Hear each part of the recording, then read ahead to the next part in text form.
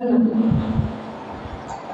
এই জান্নাতে করা আল্লাহ রাব্বুল আলামিন আরো কথা বলছেন পবিত্র কালাম মাজিদে, যে মান কানা লিল্লাহি কানাল্লাহু লাহু। পৃথিবীর মানুষ, আমরা সকল মানুষ, আমরা জানি মসজিদে জমা হয়েছি একটাই মনে আশা, যে আল্লাহর ভয় আমাদের দিলে রয়েছে। আল্লাহর ভয় যদি দিলে না থাকতো তাহলে আমরা মসজিদের দিকে আগিয়ে আসতাম না। আল্লাহ বলেন, যারা আমার ভয় নিয়ে মসজিদে এসে যাবে, আমার ভয় নিয়ে যারা দিনে মজলিসে যাবে, এদেরকে মান কানা লিল্লাহি কানাল্লাহু লাহু। এরা আল্লাহর হয়ে জীবন যাপন যদি করে তাহলে আল্লাহ ওদের হয়ে যায়। যদি আমরা আল্লাহর হয়ে জীবন যাপন করি তাহলে আল্লাহ আমরা হয়ে যাব।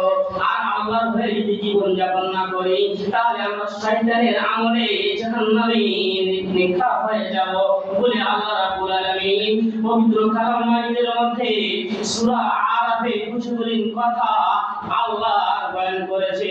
আল্লাহ রাব্বুল আলামিন বলেন, আমার নবী তোমার কওমের লোককে বলো যে তোমরা আল্লাহর হয়ে জীবন যাপন করবে, অহংকারীতে তোমরা লিপ্ত হবে না, তোমরা অহংকারীতে যাবে না।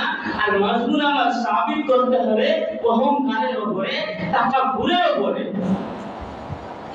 আল্লাহ রাসূল সাল্লাল্লাহু আলাইহি ওয়াসাল্লাম কওমে ফিরাউনের আর কওমে বনি ইসরাইলের এই কথাগুলো কোরআনের সূরা আরাফে বয়ান করেছে। আল্লাহ বলেছেন যে ফাআরসালনা আলাইহিম তুফানা ওয়াল জারাদা ওয়াল কুম্মালা ওয়াজ জাফাদিআ ওয়াদ দামা আয়াতিন মুফাসসালা ফাস্তাকবারু ওয়া কানু কওমান মুজরিমিন। সম্পূর্ণ আয়াত সূরা আরাফের আল্লাহ রাব্বুল আলামিন হযরত মুহাম্মদ সাল্লাল্লাহু আলাইহি ওয়াসাল্লামের উপর আয়াত নাযিল হলো। আর আয়াত বিনিময়ে সাহাবায়ে কিরামকে আল্লাহ রাসূল সাল্লাল্লাহু আলাইহি ওয়াসাল্লাম অহংকারের উপরে কিছু কথা বললেন। কি কথা?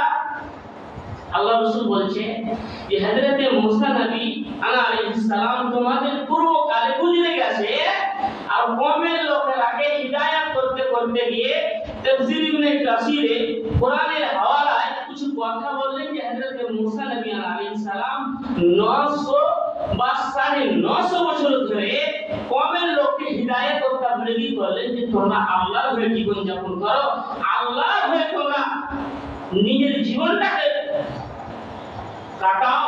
এরকম করে হযরত মুসা নবী আলাইহিস সালাম কথা বললেন কওমের লোকেরাকে, মানতে রাজি নয়।